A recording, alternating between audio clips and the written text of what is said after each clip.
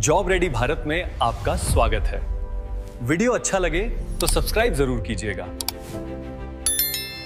अगर किसी बाघ या दुर्लभ जीव को बचाने का सबसे अच्छा तरीका उसके चारों ओर एक ऊंची दीवार खड़ी करना ना हो, हाँ, बल्कि इंसानों को उसी जंगल का हिस्सा बना देना हो। अक्सर जब संरक्षण या कंजर्वेशन की बात आती है ना, तो हमारे दिमाग में एक बहुत ही पुरानी बाइनरी सोच आती है। बिल्कुल, एक तरफ इंसान और दूसरी तरफ घने जंगल। हाँ, और बीच में एक ऊंची सी बाड़। लेकिन आज की इस गहन चर्चा में हम जिस विषय पर बात कर रहे हैं वो इस पूरी अवधारणा को पलट कर रख देता है। एकदम सही। हम बात कर रहे हैं भारत के बायोस्फीयर रिजर्व की, यानी संरक्षित जीव मंडल, जो प्रकृति और मानवता के बीच संतुलन का एक वैश्विक मॉडल है।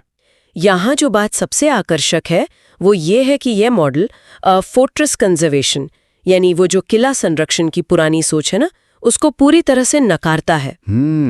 मतलब जानवरों को अलग थलग नहीं रखना है। बिल्कुल नहीं। ये मानता है कि इंसान इकोसिस्टम के लिए कोई बाहरी खतरा नहीं है, बल्कि वे उसी तंत्र का एक अनिवार्य हिस्सा है। ठीक है, तो आइए इसे थोड़ा विस्तार से समझते हैं, क्योंकि ये सुनने में जितना अच्छा लगता है, जमीन पर उतारना उतना ही मुश्किल होगा। हाँ, चुनौतियां तो है। आखिर ये बायोस्फीयर रिजर्व तकनीकी रूप से काम कैसे करता है? जिन रिसर्च पेपर्स और दस्तावेजों को हम आज खंगाल रहे हैं, उनके अनुसार ये सिर्फ एक राष्ट्रीय उद्यान नहीं है जहां जानवरों को बंद कर दिया गया हो। सही कहा। इसका मुख्य लक्ष्य 3 चीजों को एक साथ साधना है। अच्छा, कौन सी 3 चीजें? पौधों का संरक्षण, जानवरों का बचाव और वहां रहने वाले स्थानीय समुदायों का सतत विकास। वाओ, तीनों एक साथ? हाँ, और इसे हासिल करने का एक बहुत ही वैज्ञानिक तरीका है। इसमें पूरे क्षेत्र को जोनिंग यानी अलग अलग हिस्सों में बांटा जाता है। ओके, ये जोनिंग कैसे काम करती है? तो सबसे अंदर होता है कोर जोन, जहां मानवीय गतिविधियां पूरी तरह से प्रतिबंधित होती हैं, ताकि प्राकृतिक आवाज बिना किसी दखल के पनप सके। राइट, बिल्कुल सही। उसके बाहर होता है बफर जोन, जहां वैज्ञानिक अनुसंधान, शिक्षा और सीमित पर्यटन की अनुमति होती है। और सबसे बाहर का इलाका? सबसे बाहर होता है ट्रांजिशन जोन, जहां स्थानीय समुदाय रहते हैं और प्रकृति के साथ तालमेल बिठाकर अपनी आजीविका चलाते हैं। तो अगर मैं इसके लिए एक उपमा दूं, तो ये किसी प्राचीन किले वाले शहर की तरह है। हाँ, कैसे? सबसे सुरक्षित अंदरूनी हिस्सा राजा या खजाने के लिए है, जो कोर जोन हो गया। बिल्कुल। बीच का प्रांगण व्यापार और मुलाकातों के लिए है, जो बफर जोन है। और बाहरी हिस्सा वो है जहां शहर के लोग अपना दैनिक जीवन जीते हैं, यानी ट्रांजिशन जोन। ये एक बहुत ही सटीक तुलना है, और इसी त्रिस्तरीय मॉडल की वजह से यूनेस्को का जो man and the biosphere programme है, जिसे MAB कहते हैं, वो इन क्षेत्रों को वैश्विक मान्यता देता है। MAB, जो उन जगहों को दुनिया के सामने एक उदाहरण के रूप में पेश करता है जहां मानव प्रकृति सहअस्तित्व सफलतापूर्वक काम कर रहा है। और भारत के संदर्भ में इसके आंकड़े सच में दिमाग हिला देने वाले। बिल्कुल है। भारत में कुल 18 बायोस्फीयर रिजर्व हैं, लेकिन असली आहा मोमेंट तब आता है जब हम देखते हैं कि इन 18 में से 12 को यूनेस्को के MAB नेटवर्क द्वारा वैश्विक मान्यता मिल चुकी है। इतनी घनी आबादी वाले देश में ये कोई छोटी उपलब्धि नहीं है। सच में। इसे समझने के लिए हमें थोड़ा शुरुआत में वापस जाना होगा। चलिए 1986 में चलते हैं, जब भारत का पहला बायोस्फीयर रिजर्व स्थापित हुआ था, नीलगिरी। नीलगिरी का चुनाव अपने आप में बहुत रणनीतिक था। ये पश्चिमी घाट में तमिलनाडु, केरल और कर्नाटक की सीमाओं तक फैला हुआ है। नीलगिरी को देखकर ऐसा लगता है जैसे ये भारत के संरक्षण प्रयासों का पहला बच्चा हो, जिसने पूरे देश के लिए एक मानक तय किया। हाँ, फर्स्ट बॉर्न कह सकते हैं। यहाँ के उष्णकटिबंधीय जंगल बहुत ही सघन और प्राचीन है। लेकिन एक बात मुझे हमेशा उलझन में डालती है। क्या? नीलगिरी में नीलगिरी तहर, लायन टेल मकाक जैसे बेहद दुर्लभ जीव रहते हैं, और बाघ तथा एशियाई हाथियों की भी बड़ी आबादी है। बिल्कुल। साथ ही वहां कई स्थानीय जनजातियां भी रहती हैं। तो क्या इंसान और हाथियों का एक ही क्षेत्र में होना सीधे सीधे संघर्ष को बुलावा देना नहीं है? ये एक जायज सवाल है, और फोर्ट्रेस मॉडल के समर्थक यही तर्क देते थे। लेकिन नीलगिरी ने साबित किया कि स्थानीय समुदायों का पारंपरिक ज्ञान दरअसल जंगल को बचाता है। अच्छा, वो कैसे? वे समुदाय जो सदियों से वहां रह रहे हैं, वे जंगल का अंधाधुंध दोहन नहीं करते। वे एक सीमा में रहकर संसाधनों का उपयोग करते हैं। मतलब सस्टेनेबल तरीके से। हाँ, जब उन्हें ट्रांजिशन जोन में आजीविका के सुरक्षित साधन मिलते हैं तो वे बाहरी शिकारियों या लकड़ी तस्करों के खिलाफ जंगल की पहली रक्षा पंक्ति बन जाते हैं। अरे वाह, ये तो कमाल है। इसी सफलता के कारण नीलगिरी को वर्ष 2000 में यूनेस्को की मान्यता मिली। ये तो हुई दक्षिण के वर्षावनों की बात, लेकिन अगर हम इस पहले बच्चे की तुलना किसी बिल्कुल ही अलग भौगोलिक स्थिति से करें तो हमारे सामने नंदा देवी बायोस्फीयर रिजर्व आता है। हाँ, उत्तराखंड के पश्चिमी हिमालय में। बिल्कुल, जिसकी स्थापना 1988 में हुई थी। अगर हम इसे व्यापक संदर्भ में देखें तो नंदा देवी हमें दिखाता है कि सह अस्तित्व का अर्थ बदलती हुई जलवायु और भूगोल के साथ कैसे बदल जाता है। बहुत सही बात है। नीलगिरी में जहां घने जंगल और हाथी हैं, वहीं नंदा देवी की बर्फीली चोटियों और कठोर जलवायु में हिम तेंदुआ यानी स्नो लेपर्ड और हिमालयी काला भालू पाए जाते हैं। मतलब वहां जीवन का संघर्ष ही बिल्कुल अलग है। दक्षिण में चुनौती शायद जगह साझा करने की है, लेकिन उत्तर की उन ऊंचाइयों पर चुनौती सिर्फ जीवित रहने की है। एकदम सही पकड़े हैं। वहां जोनिंग का तरीका भी अलग होता है, क्योंकि बर्फ से ढके पहाड़ों में संसाधन बहुत सीमित होते हैं। यह भौगोलिक विषमता दर्शाती है कि भारत का इकोसिस्टम कितना विविध है। हाँ, ये हमें याद दिलाती है कि एक आकार सभी के लिए फिट वाला नियम यहाँ नहीं चल सकता। यह एक बेहतरीन बिंदु है। और दक्षिण में ही अगर हम भूमि से सीधे समुद्र की ओर रुख करें तो मन्नार की खाड़ी का नाम आता है, जो कि 1989 में बना था और 2001 में इसे यूनेस्को की मान्यता मिली। और यह दक्षिण पूर्व एशिया का पहला समुद्री रिजर्व है। हाँ, लेकिन यहाँ मेरा एक बहुत बड़ा सवाल है। बताइए। जमीन पर कोर, बफर और ट्रांजिशन जोन बनाना फिर भी समझ में आता है। पानी तो लगातार बहता रहता है ना। यह संरक्षण विज्ञान की सबसे जटिल चुनौतियों में से एक है। मन्नार की खाड़ी में आप भौतिक दीवारें नहीं खड़ी कर सकते। तो फिर क्या होता है? वहां जोनिंग व्यवहारिक होती है, यानी बिहेवियरल। मन्नार की खाड़ी अपनी प्रवाल भित्तियों यानी कोरल रीफ्स और समुद्री घास के मैदानों के लिए जानी जाती है। यह ड्यूगोंग, जिसे हम समुद्री गाय कहते हैं, और समुद्री कछुओं जैसे जीवों का घर है। कोर जोन में मछली पकड़ना पूरी तरह प्रतिबंधित होता है, ताकि वो जो कोरल रीफ्स हैं वो सुरक्षित रहें। बिल्कुल, जो दरअसल मछलियों के लिए नर्सरी का काम करते हैं। बफर जोन में स्थानीय मछुआरों को मछली पकड़ने की अनुमति होती है, लेकिन जाल के आकार और मछली पकड़ने के तरीकों पर सख्त नियम होते हैं। हाँ, ये सुनिश्चित करता है कि कोरल को नुकसान ना पहुंचे और मछुआरों की आजीविका भी चलती रहे। वाह, तो वे मछलियों को बचाने के लिए नहीं बल्कि पूरे समुद्री इकोसिस्टम को बचाने के लिए काम कर रहे हैं, जिससे अंततः मछुआरों को ही फायदा होता है। ठीक, यही बात है। और जब हम पानी से जुड़े इकोसिस्टम की बात कर रहे हैं तो हमें ये भी समझना होगा कि पानी के किनारे के ये रिजर्व्स सिर्फ जीवों का घर नहीं है। तो और क्या है? ये हमारी रक्षा प्रणाली भी है। आप सुंदरबन की तरफ इशारा कर रहे हैं ना? हाँ, पश्चिम बंगाल में गंगा ब्रह्मपुत्र डेल्टा। हाँ, जिसकी स्थापना 1989 में हुई और 2001 में यूनेस्को की सूची में जगह मिली। और इसके साथ अंडमान निकोबार द्वीप समूह का ग्रेट निकोबार रिजर्व भी तो है, जो 1989 में स्थापित हुआ और 2013 में यूनेस्को प्राप्त हुआ। एकदम सही। ग्रेट निकोबार खारे पानी के विशाल मगरमच्छों का घर है और सुंदरबन रॉयल बंगाल टाइगर का। लेकिन यहाँ असली कहानी ये नहीं है कि ये खतरनाक जीव वहाँ रहते हैं। असली कहानी ये है कि कैसे ये तटीय और डेल्टा क्षेत्र जलवायु परिवर्तन के खिलाफ हमारी ढाल बने हुए हैं। आप ये कह रहे हैं कि मैंग्रोव के जंगल और डेल्टा हमें किसी चीज से बचा रहे हैं? निश्चित रूप से। सुंदरबन दुनिया के सबसे बड़े मैंग्रोव वनों में से एक है। हाँ, ये तो है। जब बंगाल की खाड़ी से विनाशकारी चक्रवात उठते हैं तो ये मैंग्रोव पेड़ों की जड़ें एक स्पंज और एक दीवार की तरह काम करती हैं। वे लहरों की गति को कम कर देते हैं। अरे बाप रे, मतलब वो सीधा तूफानों से टकराते हैं? बिल्कुल। अगर ये रिजर्व न हो तो न केवल बाघ और मगरमच्छ खत्म हो जाएंगे, बल्कि समुद्र का खारा पानी मीठे पानी के स्रोतों में मिल जाएगा और तट पर बसे लाखों इंसानों का जीवन तबाह हो जाएगा। ये सच में रोंगटे खड़े कर देने वाला है।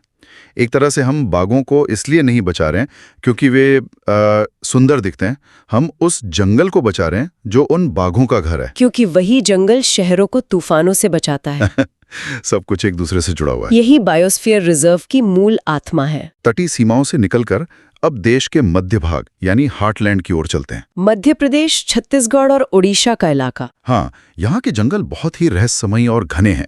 जैसे कि मध्य प्रदेश की सतपुरा पहाड़ियों में स्थित पचमढ़ी रिजर्व 1999 में स्थापित हुआ था और 2009 में यूनेस्को मान्यता मिली थी। बिल्कुल। यहाँ हमें विशालकाय भारतीय गिलहरी और उड़ने वाली गिलहरी मिलती हैं। पेड़ों की ऊंची छतरियों के बीच रहने वाले ये जीव दर्शाते हैं कि जंगल का ऊपरी हिस्सा यानी कैनोपी कितनी स्वस्थ है। जब मैंने उड़ने वाली गिलहरी के बारे में पढ़ा तो मुझे लगा ये कोई विज्ञान कथा है। पचमढ़ी के बीचों बीच इस जीव ने खुद को ऐसे क्यों ढाला? ये प्रकृति के अनुकूलन का एक बहुत ही शानदार उदाहरण है। पचमढ़ी की भौगोलिक संरचना बहुत अनूठी है, जिससे ये इलाका बाकी दुनिया से अलग थलग पड़ गया।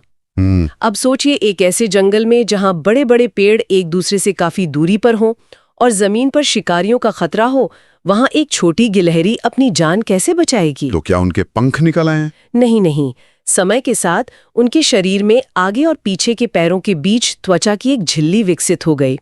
वो पक्षियों की तरह उड़ती नहीं है, बल्कि एक पेड़ से दूसरे पेड़ तक ग्लाइड करती हैं, यानी हवा में फिसलती हैं। ये किसी चमत्कार से कम नहीं है।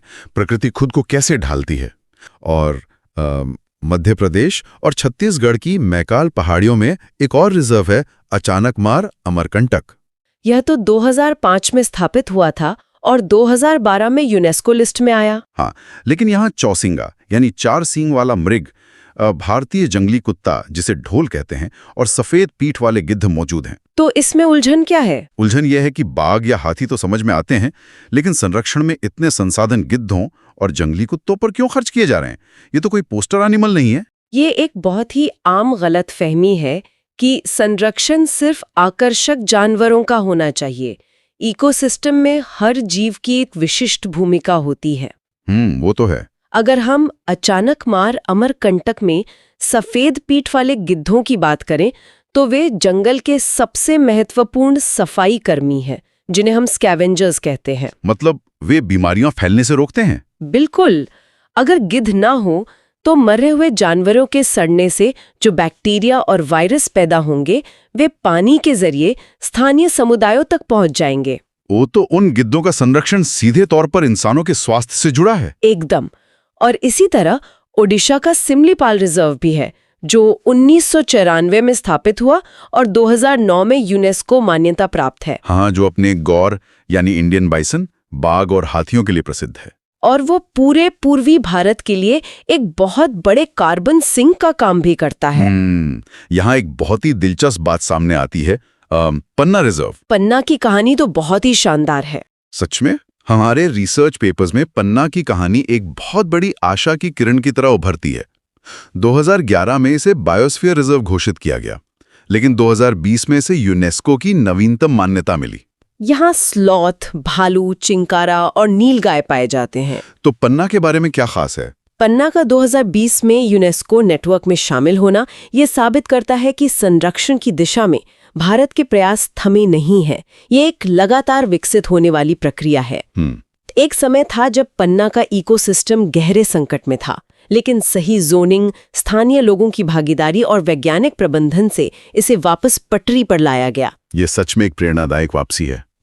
अब तक हमने जंगलों की गहराई, पानी के तंत्र और पहाड़ों की बात की। हाँ, काफी विविधता देख ली। लेकिन अब समय है आकार और विशिष्टता के चरम यानी एक्सट्रीम्स पर जाने का। जब मैंने गुजरात के कच्छ बायोस्फीयर रिजर्व के आंकड़े देखे तो मेरी आंखें फटी रह गईं। अच्छा? 2008 में स्थापित ये रिजर्व 12,454 वर्ग किलोमीटर में फैला है। ये भारत का सबसे बड़ा रिजर्व है, आकार में कई छोटे देशों से भी बड़ा। बिल्कुल। लेकिन इतने विशाल क्षेत्र की जरूरत क्यों है? इसका उत्तर वहाँ की कठोर जलवायु और वहाँ के मुख्य जीव भारतीय जंगली गधे में छिपा है। Wild ass, right? हाँ, कच्छ का रण एक विशाल नमक का रेगिस्तान है। वहाँ भोजन और पानी बहुत ही बिखरा हुआ है। आसानी से नहीं मिलता। इसलिए जानवरों और वहाँ रहने वाले समुदायों को जीवित रहने के लिए बहुत बड़े इलाके में घूमने की जरूरत होती है। आप ऐसे इकोसिस्टम को एक छोटे से कोर जोन में कैद नहीं कर सकते। ये लॉजिक बहुत स्पष्ट है। जगह की विशालता जीव की जरूरत के हिसाब से तय होती है। बिल्कुल। और विशिष्टता की बात करें तो हमारे पास पूर्वी और उत्तरी हिमालय के वो दुर्लभ इलाके भी हैं जहाँ की परिस्थितियां बिल्कुल अलग हैं। आप सिक्किम के कंचनजंगा और मेघालय के नोकरिक की बात कर रहे हैं। एकदम सही। कंचनजंगा 2000 में स्थापित हुआ और 2018 में यूनेस्को गया, और नोकरिक 1988 में स्थापित होकर 2009 में यूनेस्को लिस्ट में आया।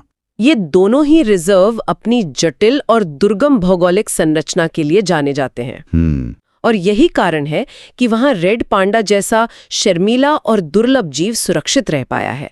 कंचनजंगा में तो हिम तेंदुए भी इसी संरक्षित वातावरण का हिस्सा है। रेड पांडा सच में बहुत अद्भुत जीव है।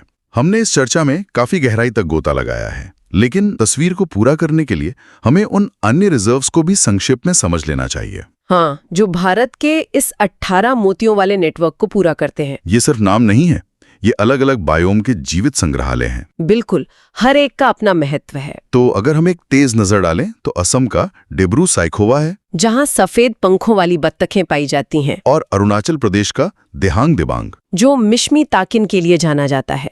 दक्षिण की ओर बढ़ें तो आंध्र प्रदेश की शेषाचलम पहाड़ियां हैं, जो रहस्यमय पतले लोरिस यानी स्लेंडर लॉरिस का घर है। फिर से पूर्वोत्तर की ओर देखें तो असम का मानस रिजर्व है, जहां पिग्मी हॉग और गोल्डन लंगूर मिलते हैं, और अंत में हिमाचल प्रदेश का कोल्ड डेजर्ट, जो हिम तेंदुओं का एक और अभयारण्य है। ये विविधता सच में किसी चमत्कार से कम नहीं है। बिल्कुल नहीं है। और ये विविधता केवल जानवरों तक सीमित नहीं है। सही कहा, ये उन सभी संस्कृतियों, भाषाओं और जीवन शैलियों की भी विविधता है जो इन रिजर्व्स के ट्रांजिशन जोन में फल फूल रही हैं। तो इस सब का असल मतलब क्या है? जब हम इन सारे दस्तावेजों, आंकड़ों और जोनिंग के नियमों को एक साथ रखकर देखते हैं तो एक बहुत ही स्पष्ट और गहरा संदेश उभर कर सामने आता है। वो क्या? ये मॉडल हमें चीख चीख कर बता रहा है कि प्रकृति और मानवता के बीच संतुलन ही हमारे भविष्य के संरक्षण की कुंजी है। ये सिर्फ एक रेड पांडा, एक गिद्ध या एक समुद्री गाय को बचाने का प्रयास नहीं है। ये हमारे अपने अस्तित्व को सुरक्षित करने का खाका है। सही बात है। जब हम स्थानीय समुदायों को शामिल करते हैं तो संरक्षण कोई बाहरी नियम नहीं रहता, वो जीवन जीने का एक तरीका बन जाता है। ये एक बहुत ही महत्वपूर्ण सवाल खड़ा करता है। कैसा सवाल? देखिए, आज भारत के 18 में से 12 रिजर्व्स वैश्विक यूनेस्को MAB नेटवर्क का हिस्सा हैं। इसका मतलब है कि उन्होंने दुनिया को दिखा दिया है कि इंसान और प्रकृति एक साथ पनप सकते हैं। हाँ, ये साबित हो चुका है। लेकिन जरा सोचिए, एक स्थानीय इकोसिस्टम को वैश्विक स्तर पर मान्यता प्राप्त करने और अस्तित्व के लिए अपरिहार्य बनने में क्या लगता है? बहुत ही दिलचस्प सवाल है। क्या ये संभव है कि कल जो क्षेत्र सिर्फ हमारे आसपास के सामान्य जंगल माने जाते हैं, वे भविष्य में मानवता को बचाने वाले अगले सबसे महत्वपूर्ण बायोस्फीयर रिजर्व बन जाएं? यह सच में सोचने वाली बात है। शायद वो पुरानी दीवार जिसका हमने शुरुआत में जिक्र किया था, जो इंसानों और प्रकृति को अलग करती थी, उसे पूरी तरह गिराने का समय आ गया है। बिल्कुल, हमें दीवारों की नहीं बल्कि ऐसे ही बायोस्फीयर रिजर्व्स रूपी पुलों की जरूरत है। एकदम सही बात है। आज की इस गहन चर्चा में बस इतना ही। अगली बार जब भी किसी जंगल, नदी या प्राकृतिक स्थान को देखने का मौका मिले तो यह सोचना दिलचस्प होगा कि वहां कौन सी अनकही कहानियां और सह अस्तित्व के कौन से तंत्र काम कर रहे हैं।